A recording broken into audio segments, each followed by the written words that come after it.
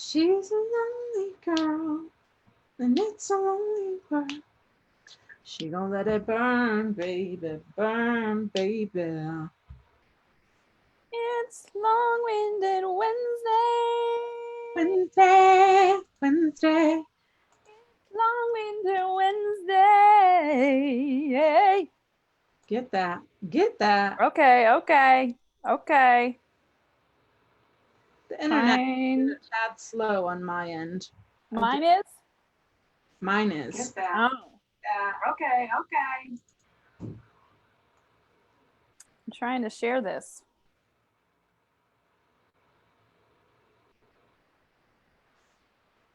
Woo! Hi, folks. Hi, everyone. We got 3 eyes, looks like. Hello, friends. Hello. We have not been on in a while, right? We took last. No, we were here last week. See, that's where I am. I feel like it's been a year since we were back on Long-Winded Wednesday. Okay. Currently, Maren and I we're many things, you know. We're co-workers, we're co-facilitators, we're collaborators, we're friends, and now we're going to be roommates. Yep. So we are level up, leveling up, partnering in all the kinds of ways, as is amazing for single women out here. Yes. And yes, so my mind is in a bunch of different places in terms of figuring that out, because we haven't figured out a place to live yet. Yeah, we're still looking, and I'm trying to move out of where I'm at next week. So we're feeling a little crunched on all the levels and all the things. All the levels. That is real. Yeah, let's be transparent. But that's okay, because today we're just going to buck up and dive into this conversation around what does the future of DEI look like. And we've learned so much. Like, it feels like July was, you blink your eyes and it's over somehow. And also, like, the amount of conversations we had around DEI, organizational change, and what we learned and heard from people who attended our groundwork sessions, it's greatly informing how we're moving forward and how we're deciding who we're going to work with and what our curriculum is going to look like for Uprooted and Liberated. So again, I'm just jumping into all the details, but beforehand, typically we introduce ourselves. We have a check-in question. Rewind. A deep breath, which I'm greatly looking forward to. So hello, my name is Jenny Medrano. I am the SHIFT program manager at Building Bridges. If you're like, what's SHIFT? SHIFT is the adult side of the program. Transform is the youth side of the program. We develop youth and adults in diversity, equity, and inclusion by means of communication and empathy. And I use she, her, and hers pronouns.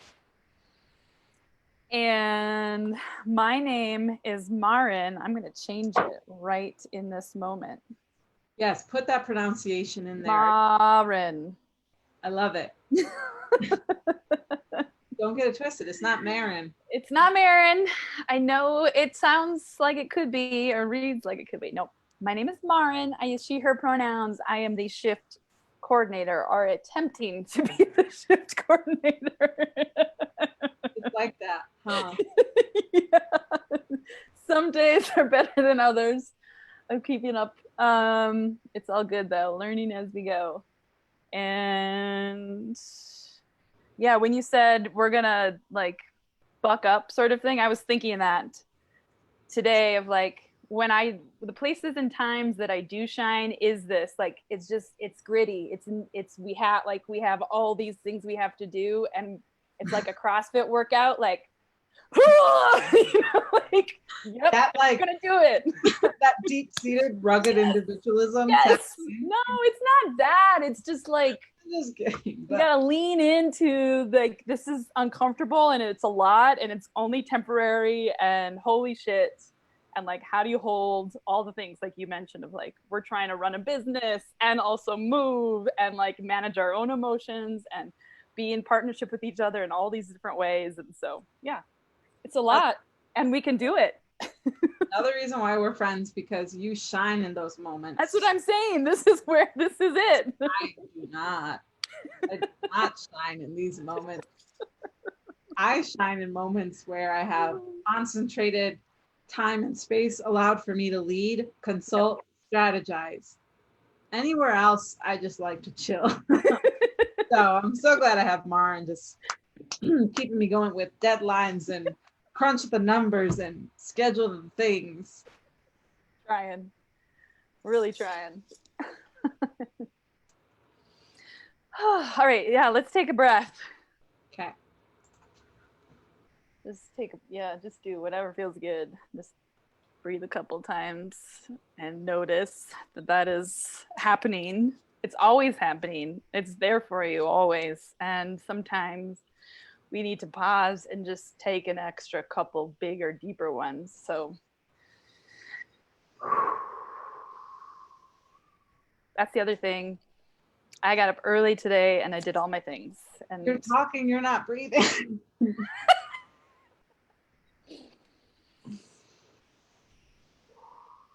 Thank you.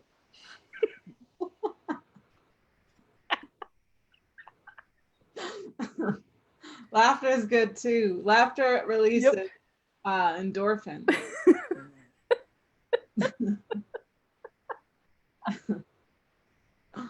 Yep.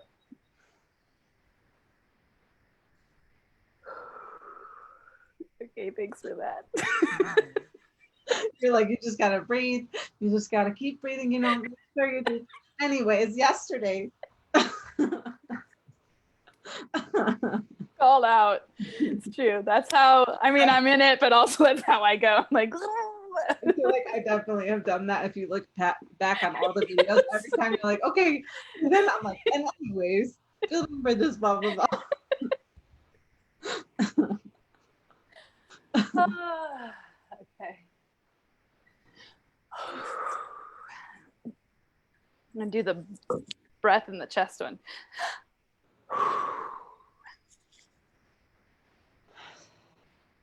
Okay, so reflecting back on this month and what we've learned and working with clients and doing our groundwork,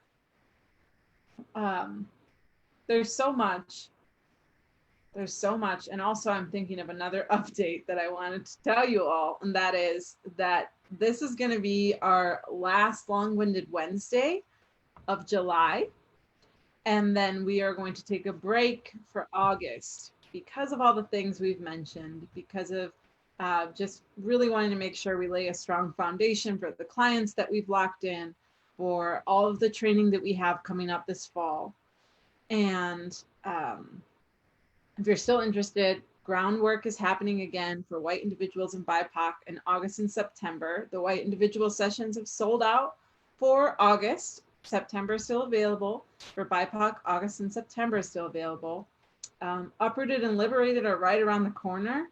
If you want to be part of these cohorts where you're learning about liberation, dismantling white supremacy in yourself and your personal professional context, just make sure you attend a groundwork session, because that's a prereq, and then you apply to be part of the cohort. Yeah, so August is going to be a little bit of a break. We're also going to figure out how we could potentially have a Facebook Live with you all like this, as well as a podcast. So we're excited about that. Figured that way a lot of people could listen in as you're, I don't know if people drive much anymore,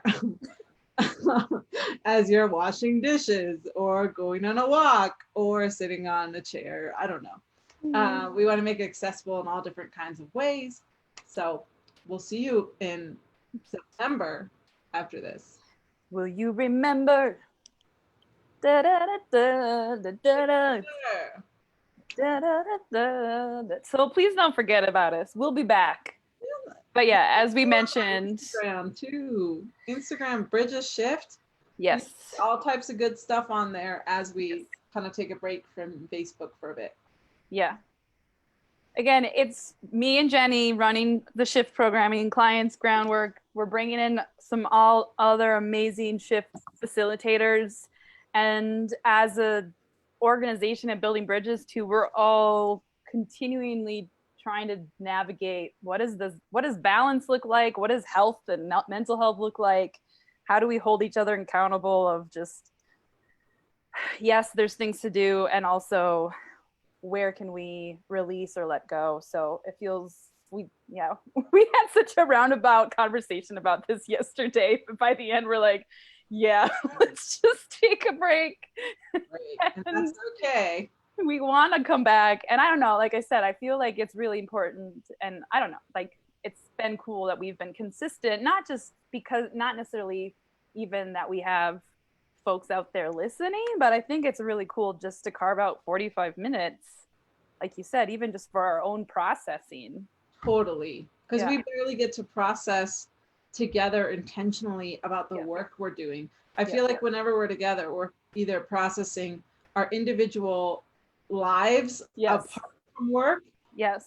Or we're processing work, and then we get into like scheduling and stuff, and we're like, no, we can't work. We can't think about work outside of work. So it feels really cool to have this long-winded Wednesday session where we can just facilitate ourselves around the kind of things we facilitate other people in. So Maren, how many groundwork sessions have you been a part of since we started? Let's see. It's the end of July. It's not August. We have done 3. We have completed 3, and tomorrow is the 4th. Awesome. What have you learned so far? What are some big takeaways as you have dove into this work of helping white people do better? Where do I start? Well, one, like 2 hours on a Zoom call with folks around this, like actually works. It's pretty cool. Like, who would have thought? Who would have thought? It's been really neat to, be in a space with 25 strangers on the Ethernet,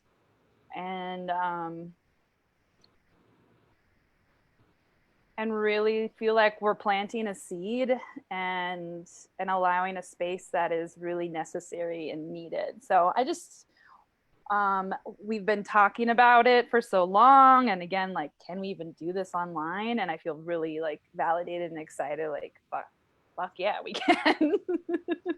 I almost swore. You don't have to do that. I don't know why I did that. That was awkward. We're in a weird mood. I'm so weird right now. Yep. So weird. But that's like where I need to be in order to like navigate all the things. More than anything, it's just, I don't know, the more spaces we are in, and like you said, not even just groundwork, but conversations with clients, and over the last year, but also over the last couple of months, there are some themes of needs and real like questioning of what white folks' role is. And so I think you and I felt like there was this really compoundedness in June, with all that was happening in the world, and like it seemed like this bigger wave of white folks are like, oh wait, I can't ignore this anymore. There's this huge elephant in the room that I've ignored for a long time, and now I really am not going to continue to do that anymore. And so there's the continued theme of, who am I to be in this as a white person? And then also like, but what do? I don't want to make a mistake. I don't want to do it wrong. And where do I start? And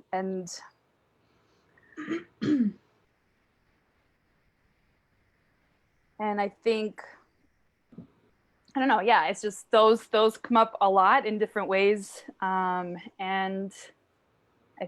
groundworks, I feel like it's only 2 hours, and everything we do but it's a great start, and hopefully an opening and a permission giver for white folks to continue to lean into all of that kind of like unknown, and maybe not like to know that there's actually not a whole bunch of answers to all of that, like that you have to come up with your own answers for a whole bunch of that in regards to your own learning. What do you know or not know? your own experience in building muscles to talk about it. Like you need to just go try and talk about it with friends or family, or have that awkward like quote unquote call out or call in of a colleague or something, and see how it goes, see how your body reacts, see if you flub your words, and then reflect afterwards and be like, okay, so this didn't go well, what could have I done to like be in a better space to prepare for it, and then like I can always come back to it and do differently, or next time I'm going to give myself more time, or next time I'm going to take a deeper breath and just and mirror back to them what I heard them say. Like it's some of this is you just have to do something. You gotta practice. You gotta get out there. You gotta play the game. Play the game. I don't know.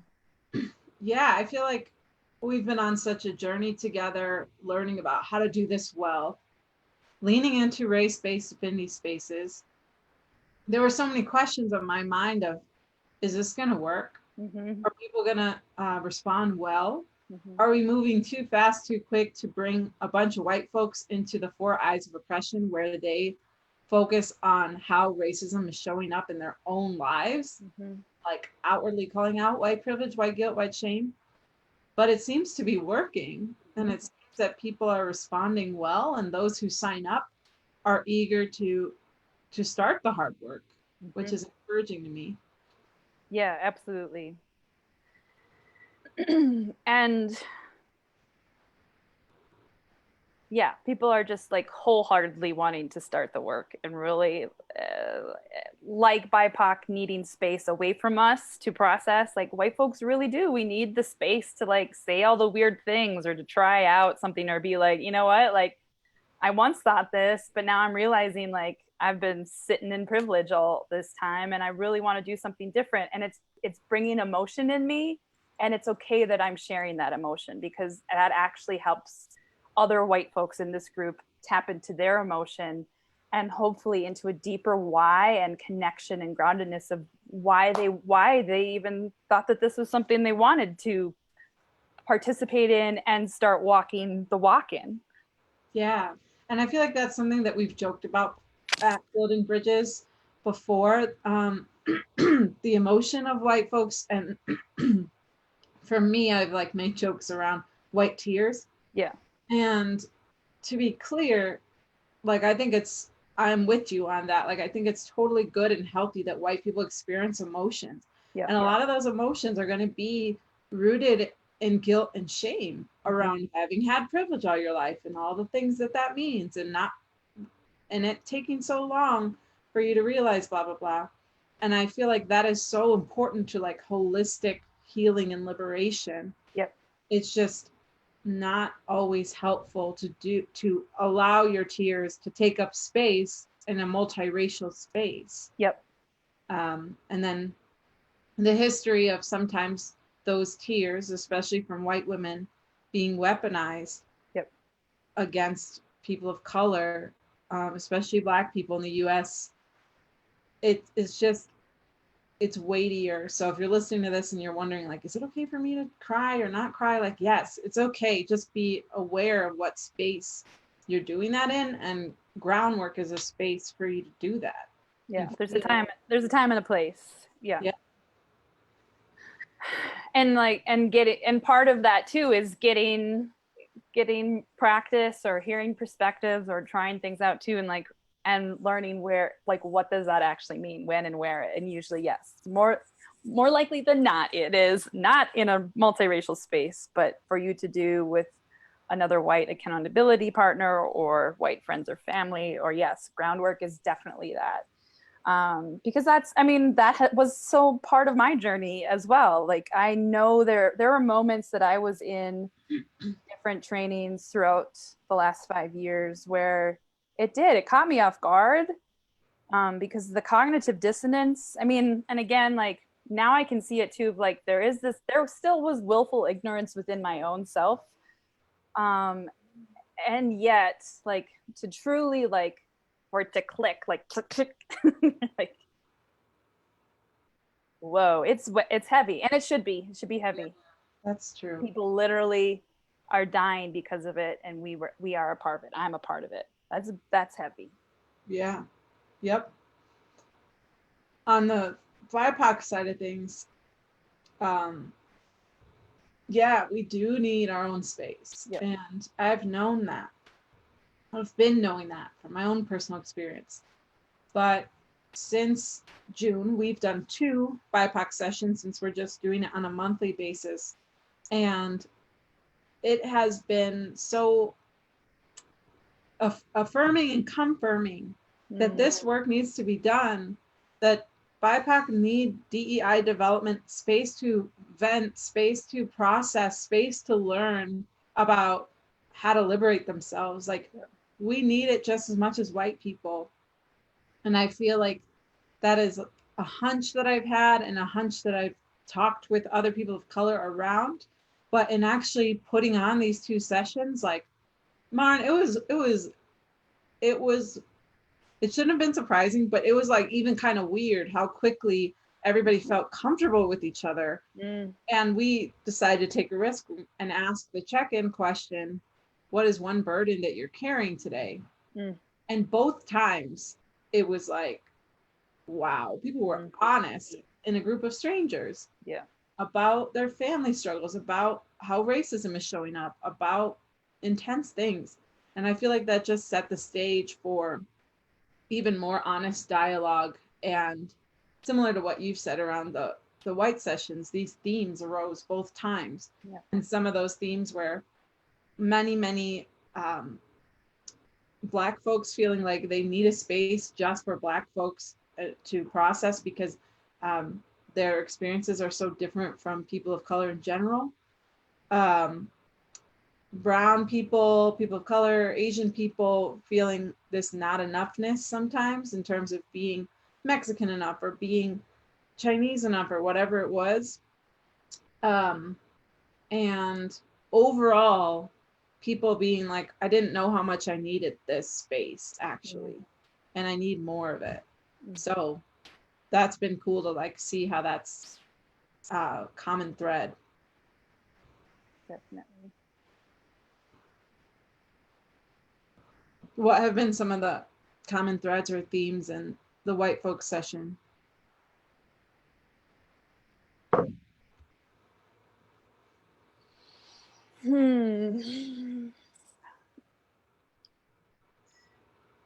Let's see. I mean, so again, we have 2 hours, and there's partly where our facilitators are sharing their stories and kind of narrating how we fit into the 4 eyes. And there really ends up being, you know, like people have chances to reflect and be in small groups, and then we have a little bit of dialogue. But the gold is always when folks, I mean, just from the hour and a half that we've been together, like there's major takeaways that people have. And I always kind of have a list of things that I want to make sure are being said or shared. And then every time it's shared, like I don't have to do it. Everybody, the group does it.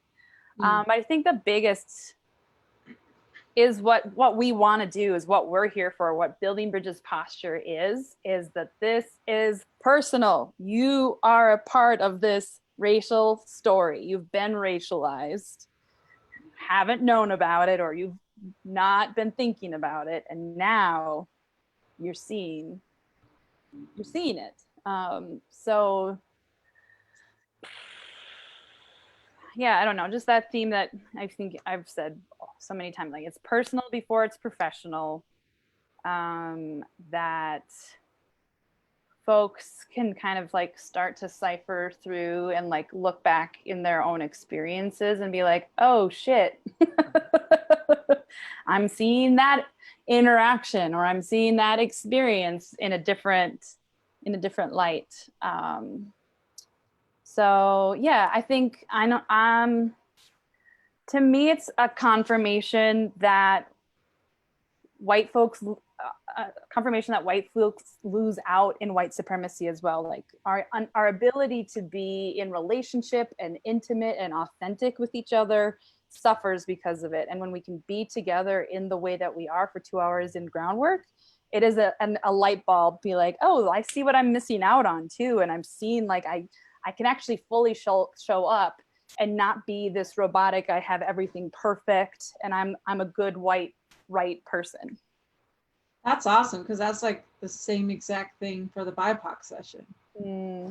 What you just said, like at the big picture level, it's the same thing. Of people showing up being like, I can actually show up as my full self here.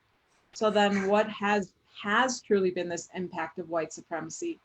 What has not the feeling of having to be a good white person, but having to be a good person of color, one of the good ones. Yeah. Not being angry or all of the things.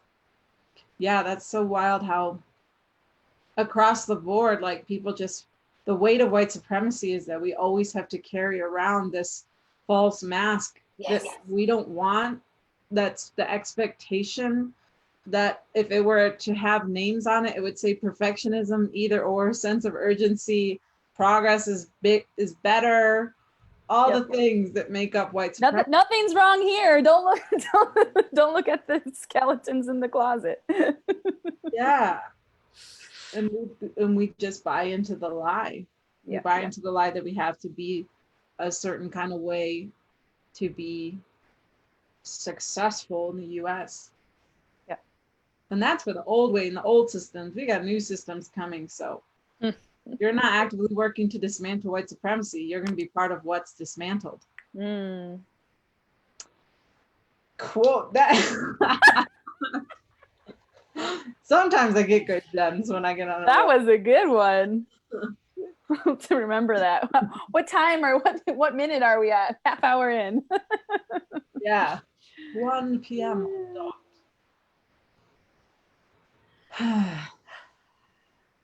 Yeah, I mean, I think we're in the people business in this way of like, we're trying to help through communication skills, through empathy, through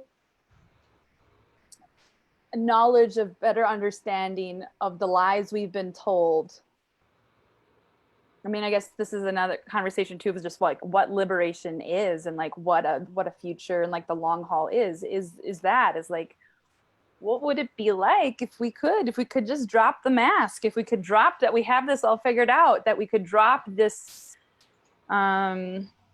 facade and like, again, that everything's perfect and we have it all figured out and I bought my house and I have my family and I have my car and I have my things and therefore like I'm good, everything's great, this is what I signed up for. When life and relationships can be so much more, so much deeper, this experience of just like authentically knowing who we are and how we want to be in the world and how we want to be in the world with other people. Yeah, and that like that's more so on the personal level of your life could be deeper, richer, more awesome. But collectively, we're living in this lie of harmony. If you think your life is great, then you're living a lie because the rest of the country is fucked. Like there are so many people that if you can go to work and come home every day or spend all day working from home and think that you're good, and I'm even thinking pre-pandemic, you are living a lie because then you're very much not seeing the ways that people are being exploited, marginalized, killed on a daily basis. And that's just in the US. So, I'm getting started on the empire of what the US is outside of these borders. Colonization station in the world, but like that's part of this process. And it's like more of the big picture of as you lean into DEI, and I really get tired of it as a buzzword, but as you lean into true inclusion and equity, it's about changing yourself first. It's about changing your immediate surroundings, your family, your friends, your lifestyle, blah, blah, blah. And then it's the greater collective is what we're working towards. We don't want people to have to be on food stamps. Like we don't want people to have to even have nonprofits, which we've talked about before. Ideally, all the nonprofits would work themselves out of a business because we wouldn't have any marginalized people to help because we would all be making a living, surviving, and thriving. Don't get me started on that. That's an couple centuries ago. Say, yeah. Job hierarchy. Whose job is most important? Like, tell me a little bit about what you've learned in terms of nonprofits. And we've been working with a lot of nonprofits, hearing from a lot of nonprofits in terms of their DEI pain points and needs. And given the fact that both you and I have this lens of like bigger picture, nonprofits actually shouldn't probably exist. But right. like, we are in the here now of 2020. So Sure. as much as we can, let's support you to do the best you can. Yeah. What have you learned about that process? That it's not just as simple as burn it all down.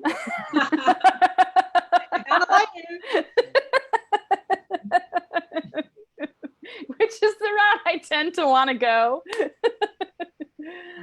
I don't know. Yeah, just a reminder or remembering that what's that quote, or like the idea of like, I think it's a Bell Hooks quote around like, we still need to remember the humanity of other folks. And even if they are like at a very early stage of learning or of understanding, that,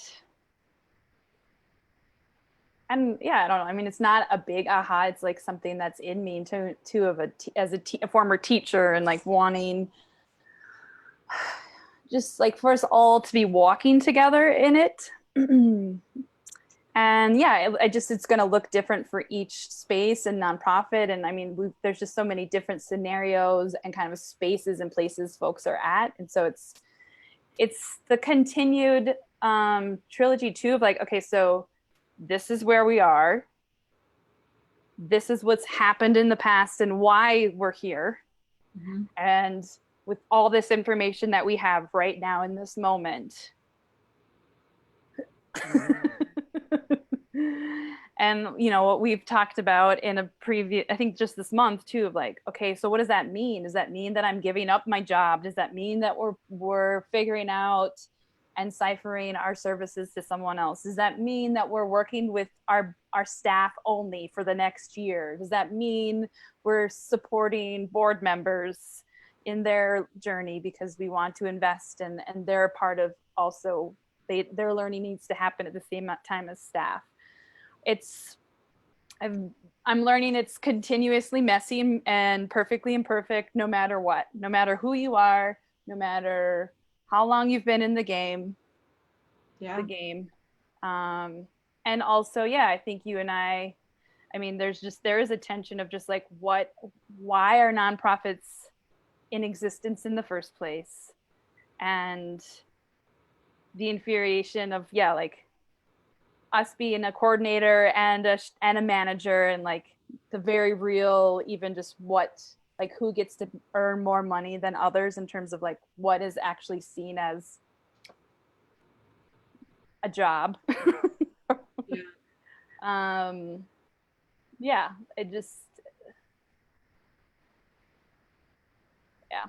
I'm swirling, but I think that's it. Just like, it's all perfectly imperfect.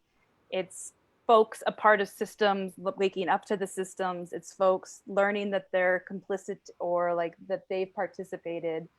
And now they're in the messy, weird tension of, but what does that actually look like? Yeah. And it's like every story of every organization is so different. Yep. There's themes, but it's like everything has to be so customized. And yep. What I've learned as a consultant is how important it is for me to be a good facilitator, listener, communicator during an initial consultation call. Yeah. Just how much openness there is from leaders of organizations right now to be led. Yep.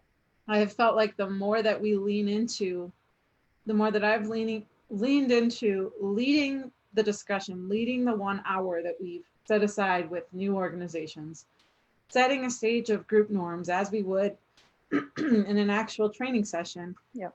And telling it to people straight. Yep. Like the more open and eager people are for more, And I think I've been conditioned as a woman of color to be more reserved, less direct, quieter, very compromising. But what do you want to do? Or how would you like to do this? Or does this work for you? And I really had to put on a hat of a white man this past month and really be like, you know what? This is what's going to happen, and this. And I've seen actually a lot of benefits that come from more of a direct approach culturally, not even talking about whiteness or white supremacy, but culturally leaning into direct communication when it comes to DEI is pretty essential. Yeah, I think it's like the key. Yeah, I think it's the key for really directing and strategy, and for facilitation as well. But I feel like the facilitation, once you're actually in the sessions with people, I don't have to be as straightforward, calling things out, blah, blah, blah. That really is needed in the beginning.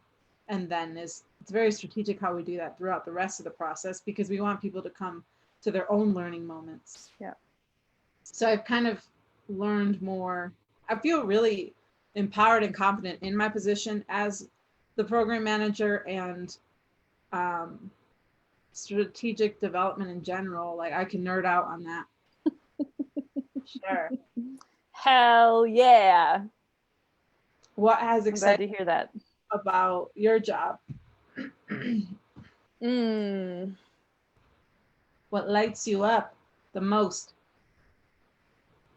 That is a really good in the moment reflection question for Maren.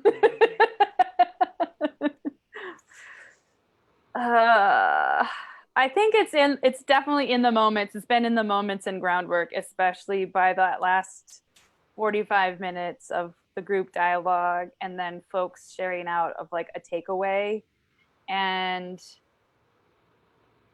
like what you said, like the modeling of communication, of openness, of directness, of honesty and transparency has brought folks so quickly to that their own place in that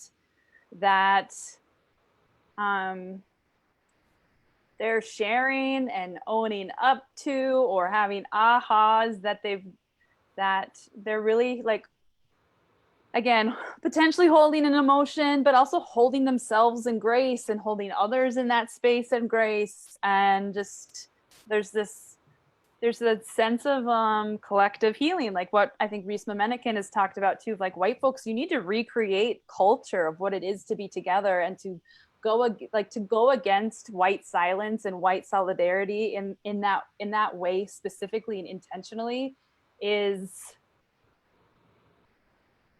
what's the word? It lights me up. It's freeing. It's what I left teaching to find and to be a part of. That's the first time I heard you say that. Ooh, I get teary-eyed actually now that I said that out loud. And it's been 3 years since I was gonna say, and then today is my 3-year Colorado anniversary. Oh, I know, and let me join you in the waterworks, even though I might not tear up. But I had the revelation this week when we were meeting with a potential client, and I was able to consult them around some feedback they received from people of color. I just was like, when I first came to Denver, that was 2013. And I was literally like within this majority white organization, part of a church. And I was so scared, mad, flailing, just trying my best to teach people that we should, at the very, very minimum, have diversity. I didn't even have the language of inclusion and equity.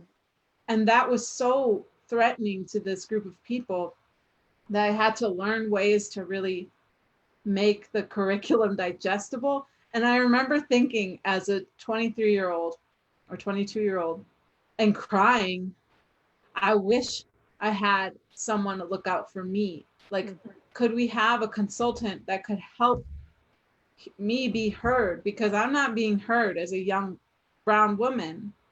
And now I had that moment when we were meeting with a client this week of like, like, I have spine tingles. Do that. like I feel like a fucking like protector, like a linebacker or something of like, hey, I've learned a lot of what it's like to suffer on the other side as a person of color, and I'm going to direct and consult CEOs and executive directors on how to look out for them. It's pretty wild to me when I think about it. Let's breathe that in. Yeah. Yeah. Fuck yeah. Yep. And like, I don't know, even Jenny, even in the last year, I feel like you've had so much healing and experiences around that. Like really, like this week it was just this full circle of like, boom, look at me. Like I've done my own work. I've been in all these different spaces. It's been hard as shit. And also look at me standing here. Yeah. And like, I remember in the beginning of this year, we were kind of struggling with the terms experts. And I was like going back and forth around it because I'm like, I want to stay humble and I'm still kind of young and blah, blah, blah. But also, Malcolm Gladwell says an expert has, what is it, 100 or 10,000 hours of practice? I'm like, my lifetime has surpassed that. And I've been learning about DEI for this since I was born. And now, almost a year later, we hear that every single call. You're the experts on this. And I feel like we receive it because it's true.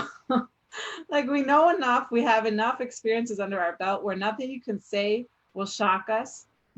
We'll be able to consult you in a way that will at least take you a foot deeper, a foot farther. It will help you. Yep. We have wisdom. Yep. Yes. I still will refrain from using expert as a white person. And also, yes, as an organization, we can stop shying away from that. Yes, that's true. There's, I guess, a distinction. Mm-hmm. You're still working on your 10,000 hours. I definitely am. But with me and with Reagan and with Nita, yep, we got expertise. Oh my God, yeah. Yes, and then to all the nth degree. Yes. Okay, it's 1:16. I know. I was just looking at like, wow. Okay. For you TikTokers out there. We should do that. Can we do that? We might do a TikTok during this month of break from Monk to Wednesday. Yes. Okay, check out emotion. 1 or 2, Maren.